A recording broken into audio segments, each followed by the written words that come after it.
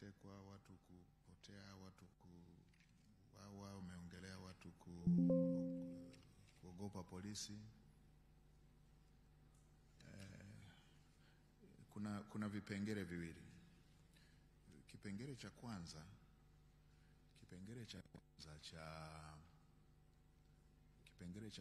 cha jambo lililojitokeza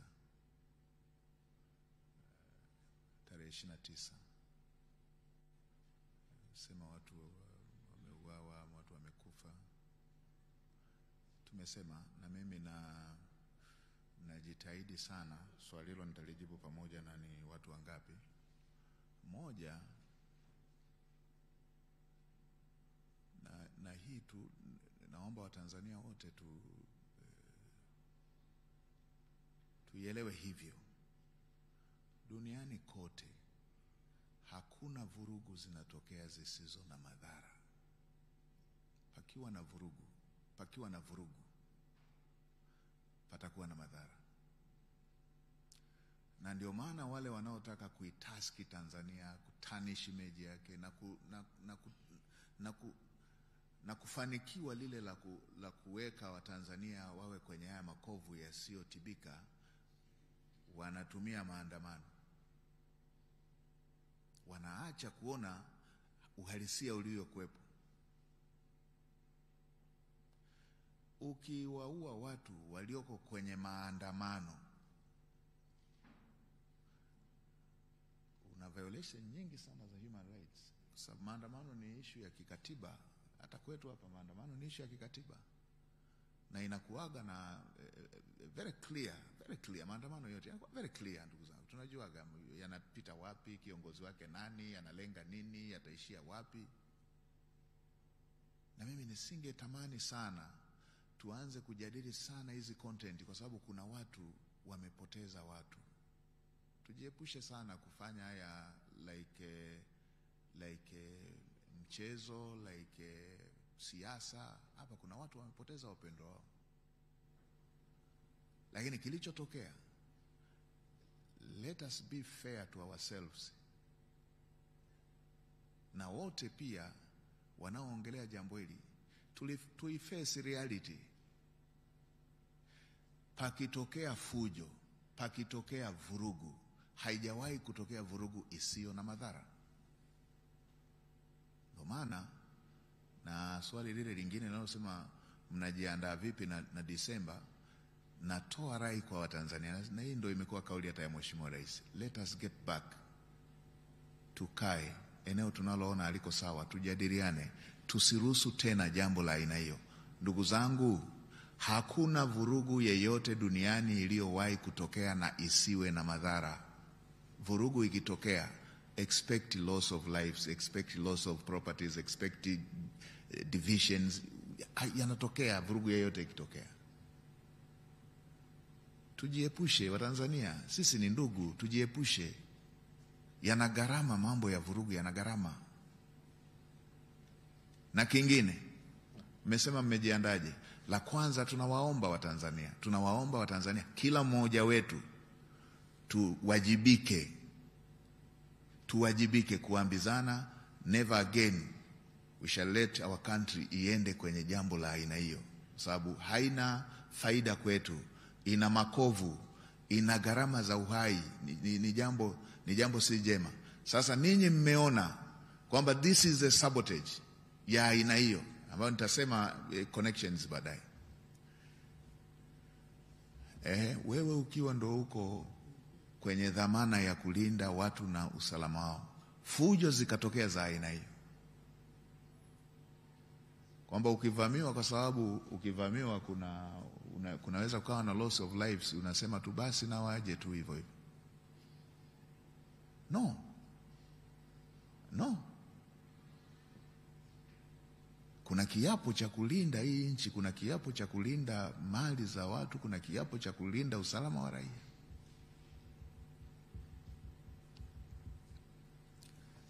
Rai yetu kwa Watanzania, sote tukatae, tusiipeleke nchi kwenye jambo la aina ile ya Oktoba 29.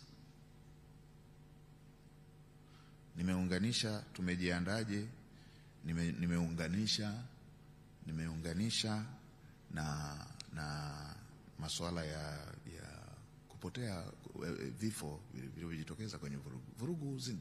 Vurugu ina madhara mabaya. Tusipeleke tena, tukatae kupelekwa tena kwenye situation ya aina hiyo.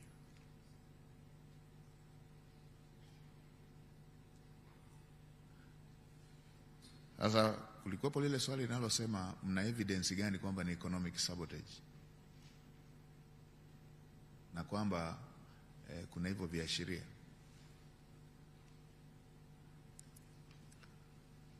Kiashiria cha kwanza nimewaambia, Tanzania ni mali ya Watanzania. Tanzania si mali ya chama chochote cha siasa. Tanzania si mali ya serikali, na rasilimali zake si mali ya chama chochote cha siasa, na fedha zinazotengeneza maendeleo yote haya ni mali za Watanzania. Akatokea mtu analenga hayo, this is purely an economic sabotage.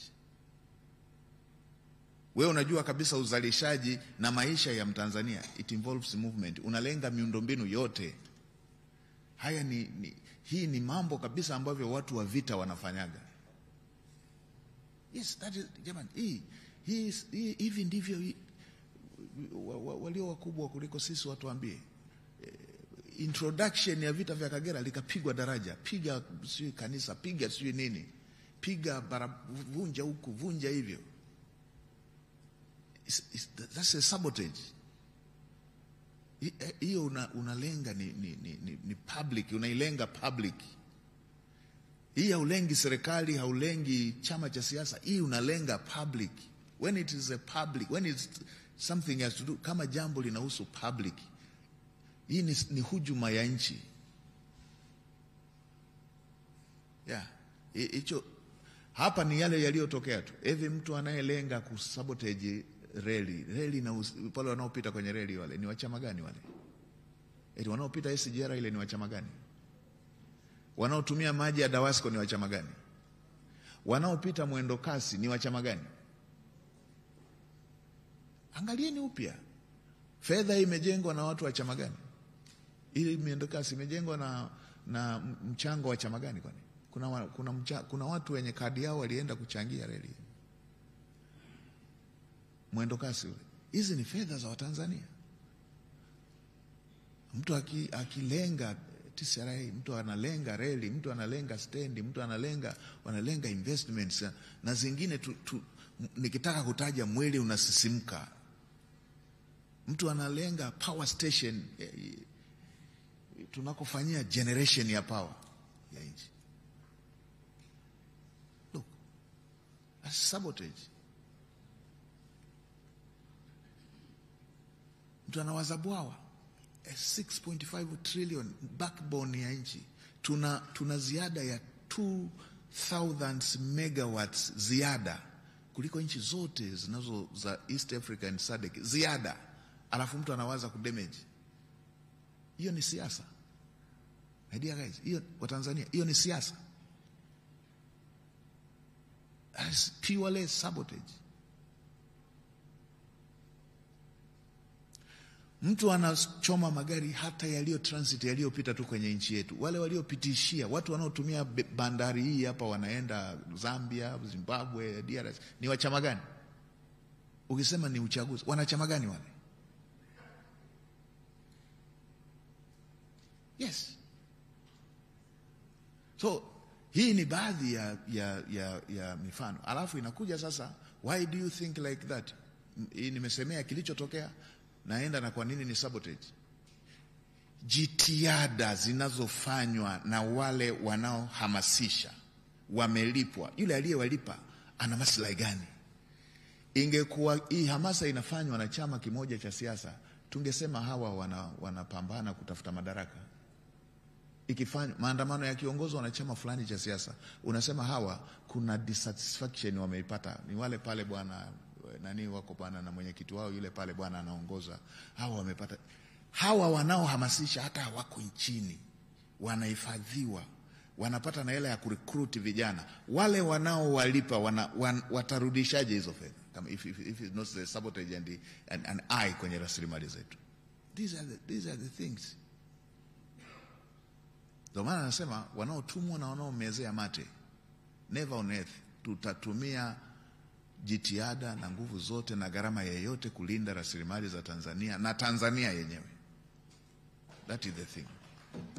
Kwa nadhani hili nimelisemea, na nimesemea hiyo ya hisia za Disemba 9. Tunasema Watanzania, nimeelezea kirefu sana, yeyote ambaye ana grievances yeyote aone njia mbadala, si ya kuirejesha Tanzania tena kwenye jambo lililotokea. Tuende kwenye njia zingine, makundi mbalimbali yasikilizwe, mambo ya mahusiano yatasikilizwa, mambo ya makundi mbalimbali yatasikilizwa, hoja mbalimbali zitafanywa kazi, milango mpaka ya kiongozi mkuu Mheshimiwa Rais ipo wazi, na ya wasaidizi wake wote, na ya mijadala ya sisi kwa sisi iko wazi. That is the way we have to go. Tuepuke ile njia ambayo tunaona viashiria vya sabotage. That is the thing. Lakini tunasema kwa wale ambao wanamezea mate rasilimali, wanaona njia nzuri ya kuzifikia rasilimali ni kuwapiganisha vichwa wa Tanzania, wachukiane, wagombane, wapate makovu ambayo ni unrepairable, waingie kwenye vurugu ili wao wafikie zile rasilimali. Vyombo vya dola vina kiapo, na serikali na viongozi wana kiapo cha kulinda nchi hii na kulinda rasilimali zake. Wala hii nchi haiwezi kaendeshwa kwa remote.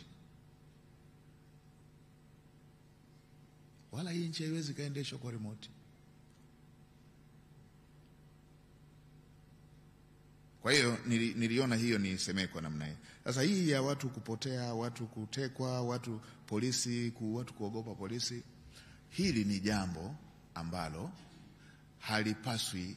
haipaswi sisi wa Tanzania litufikishe kwenye kuuana, wala halipaswi litufikishe kwenye hatua, kwa sababu sote tunakubaliana wahalifu wanatakiwa wakamatwe. Sote tunakubaliana, watu wote Tanzania nzima tunakubaliana wahalifu wanatakiwa wakamatwe. Tumejiwekea sheria. Kama tunaona utaratibu tunaotumia umetufikisha kutokuaminiana, utaratibu tunaotumia umetufikisha kwenye kuleta mashaka, kwenye kuleta taharuki, ndio maana Mheshimiwa Rais ameunda tume, kwamba hiki ni kimojawapo. Mwenyekiti unasema watu wanakilalamikia tume. Mheshimiwa Rais ameunda tume kujumuisha vyote kuhusu tumefikaje hapa. Mheshimiwa Rais ameunda tume ya very senior citizens, na naamini hili ni jambo la sisi kukubaliana tu, si jambo la kutufikisha tu, kwa sababu in principle wote tunakubaliana kwamba mhalifu anatakiwa akamatwe, anatakiwa afikishwe kwenye vyombo vya dola na anakuwa salama. Kama kuna utaratibu umekuwa ukileta mashaka, Mheshimiwa Rais ameunda tume ya kuangalia the whole thing, na haya ni mambo ya kuboresha ili tuweze kuhakikisha kwamba tunaondokana na mambo hayo ya mashaka. Kuhusu watu kutekwa, watu kupotea, that is, jamani, tunafanya vibaya eneo moja tu, ambao ndo tumeshafikishwa hapo. Tunapoona madhara yakimpata mwenzetu, ni jambo la polisi, jambo la serikali.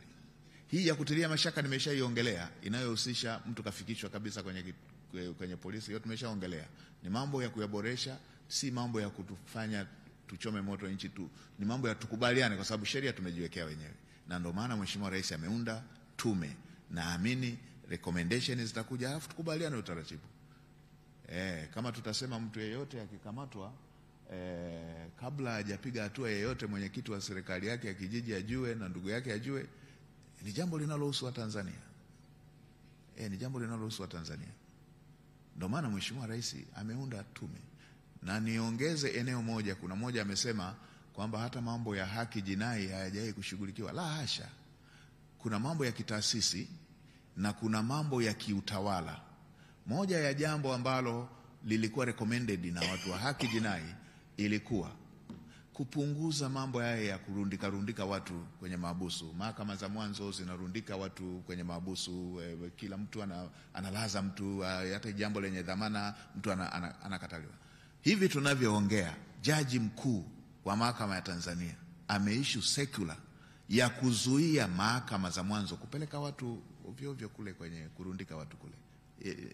Hii ni statement ya Jaji Mkuu wa Tanzania akitekeleza recommendation za tume ya Mheshimiwa Rais ya mambo ya haki jinai na mengine mengi yanayohusisha mazingira ya utekelezaji wa hizi hoja za haki jinai. Siku hizi hivi tunavyoongea, case movement ya kesi ilikuwa recommendation pia, movement ya kesi kupita kwenye ile vehicle, kwenye zile taasisi zote za haki jinai inaonekana kote. Hamna hii akimaliza kwa DCI huku inajulikana, ikitoka magereza huku inajulikana. Na haya mambo ya transformation hizi, ndugu zangu, si jambo la siku moja. Tunaongelea utamaduni uliojengeka tangu mkoloni. Kwa hatua hii na uthubutu huu waliofanya Mheshimiwa Rais kwenye hili jambo la haki jinai, itakapochukua kasi yake, naamini mambo mengi haya yatarekebishwa. So hili ni eneo moja wapo ambalo nimetoa tu mifano michache inayohusisha mambo hayo ya haki jinai, lakini yapo na mengine ambayo yalikuwa yanahusisha hizi recommendations za kutoka haki jinai ambayo yameshaanza kufanywa kazi. Mengine yalikuwa yanayohusu tu utu. Yani tulikuwa bado tuna magereza zile ambazo zilijengwa kwa ajili ya Waafrika, alafu wanaowapeleka ni wale weupe wakoloni. Magereza yalikuwa hivyo. Kwenye recommendation zikaletwa recommendation za kujenga hizo ambazo zinazingatia utu. Nenda uangalie mpya zilizojengwa. Ni recommendation ya tume ya Mheshimiwa Rais ya masuala ya haki jinai. Sasa hiki kipengele kimoja kinachohusisha eneo la jeshi la polisi, nimesema, ama vyombo vyetu vya ulinzi na usalama, nimesema kuna mstari mwembamba wa mazingira haya ambapo tumeshafika level hiyo kwamba lolote linalotokea tunasema hii ni serikali. Lakini mimi niwaambieni, nimekuwa waziri wa mambo ya ndani. Kama kuna muda jambo hilo lisingekuwa limefanyika kwa viongozi wa CCM, nchi hii moja kwa moja ilikuwa inaenda kuamini kwamba haya mambo yanayotokea ni ya chama na chama. Huku Mkuranga, Rufiji, Kibiti waliuawa zaidi ya wenye viti wanaotokana na CCM, zaidi ya 100. Hivi hiyo sorting nyie mmewahi kuwaza kwamba hawa watu walikuwa na soti vipi? Lakini serikali ilichukulia tu huu ni uhalifu. Haikuchukulia ni chama kimoja wapo kimefanya haya. Ilichukulia huu ni uhalifu. It is very dangerous tunapokuwa kwenye taifa, likitokea jambo lolote tunadhani ni vyombo vya dola. Hii ndo njia ninayosema tunatafutwa. Unatafuta kuondolea heshima chombo ambacho ndio kimepewa dhamana ya kulinda rasilimali za nchi. Sasa mapungufu ya mtu moja yaliwahi hata kujitokeza zamani. Sitaki kutaja maeneo ambayo watu walipoteza wapendwa wao, lakini ziliwahi kuundwa tume zika investigate viongozi wakuu kabisa kwenye taasisi yetu. Jamani, si mnakumbuka? Iliwahi kwa tabia ya mtu mmoja huwaipo. Lakini kitu kimoja ambacho tuepuke ni kuona taasisi yetu, tuone mmoja naweza ikatokea hiyo. Sababu vyombo vyetu ndivyo ambavyo vimewahi kutuvusha kwenye nyakati ngumu hivi. Moja ya jambo gumu ndo nilimwambia lile la Kibiti. Ilikuwa another terror. Ilikuwa jambo moja, yani wewe kila siku unaamka mwenyekiti mmoja naye kanyakuliwa, mwenyekiti mwingine naye. Kwa wale wanaopendaga kugombanisha Watanzania, ilikosa tu ladha kwa sababu waliokuwa wanapotea ni wa CCM. Wakati mwingine mimi huwa nalaumiwa kwa kuongea tu ukweli huu. Ilikosa ladha kwa sababu waliokuwa wewe wangepotea wenye viti 100 hivi wa chama cha upinzani ama watu Tell me what could have been the story. Ingekuwa serikali imechukua, ingekuwa vyombo vya dola imechukua. ulikuwa uhalifu tu, ulikuwa uhalifu, vyombo hivi vikakabiliana na uhalifu huo mpaka ukapotea. So kwenye yale yaliyo mapungufu, na tume imeundwa, mimi ni waombe wa Tanzania, let's get back to tuamini tume imeundwa na senior citizens, and then kwenye maeneo ambayo tunaona yana mapungufu hasa katika masuala ya mahusiano, masuala ya kiutawala, masuala ya ukamataji, haya ni mambo ambayo yanatakiwa kuwa rectified, na naamini hatubishani kuhusu mambo ya aina hiyo.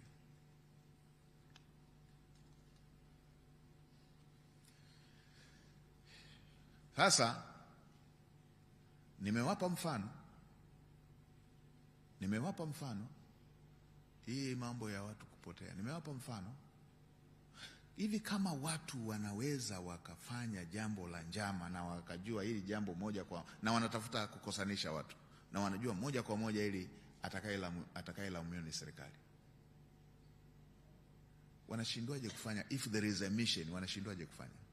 Kama mtu anaweza akachukua hatua ya kusafiri na mabomu na kakamatwa red handed na mabomu, wanashindwaje? Yaani wanaweza akawaza nani huko hivi, huyu tukinanio itajionekana tu ni serikali. So all of them wa Tanzania inahitaji tuamke, alafu yale ambayo ni ya msingi turekebishe, na ndio maana Mheshimiwa Rais ameunda tume. Nilikuwa naelezea hilo la watu kuogopa, watu kuteka, watu kupotea. So si jambo jema, niwaambia na mwanzo, si jambo jema, na the government is concerned with that one. Sasa nije na lile, watu wangapi?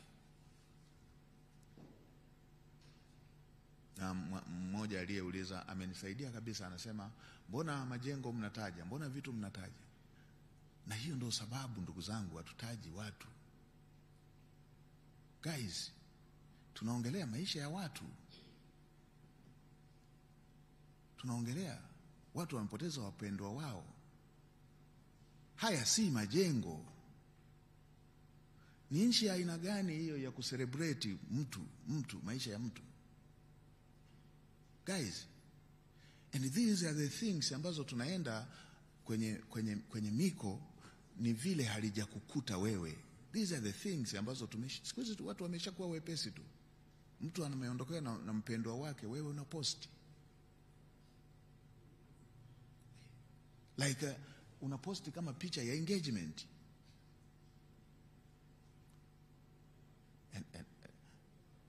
Mimi huu mshangao hata sijaanza leo, hata wakati wa COVID bungeni nilisema hivyo, guys, why are we celebrating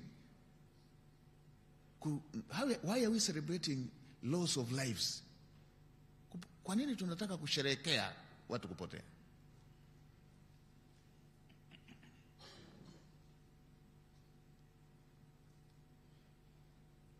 I thought we admit jambo limetokea ambalo Watanzania wote tunajua jambo limetokea jambo lililo cost lives, ndio hivyo. Vurugu yoyote ikitokea, there is a loss of lives. Tume nani wote, and then we are now busy tunataka, and at the situation ambako kuna mtu amepoteza mpendwa wake, sisi tunataka tuanze kuhesabu kama watoto wamezaliwa. Tunataka tuanze kuhesabu kama mafanikio.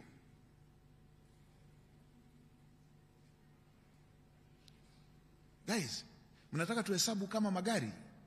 Lives ya watu mnataka tuhesabu kama magari. Guys, watu wamepoteza wapendwa wao, mnataka tuhesabu kama magari. Na wengine wanataja tu, hayuko hata hapa, anasema ni watu hawa, hayuko hapa hata hapo, hayo anasema tu ni watu hawa hapa, ni idadi hii. Sehemu nyingine tunaona mili inawekwa pale, nyuma yake kuna magari plate number hata si za nchi hii. Na sisi kwa sababu kitu kilishakuwa mtandaoni tunakiamini kama kilivyo. Kuna sehemu mpaka taasisi ile ikaomba radhi kuposti kwamba hii picha si ya Tanzania. Sisi tumeendelea tu kuona hivyo hivyo. Guys, why are we celebrating it?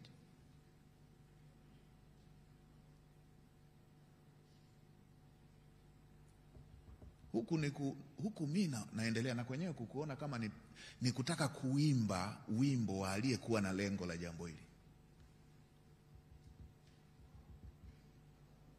Na mtu aking'ang'aniza nikiona watu wanaingia na mabomu alafu anang'ang'aniza kwamba wamekufa wengi, naanza kuhisi kama vile wanawajua waliowaua. Ambaye haiko hata hapa amejuaje? Guys, si mlikuwa mnaona hata na nyie ameanguka mmoja, pale kaanguka hivi, yes, we admit that vurugu hii has been with the loss of lives. Alafu wale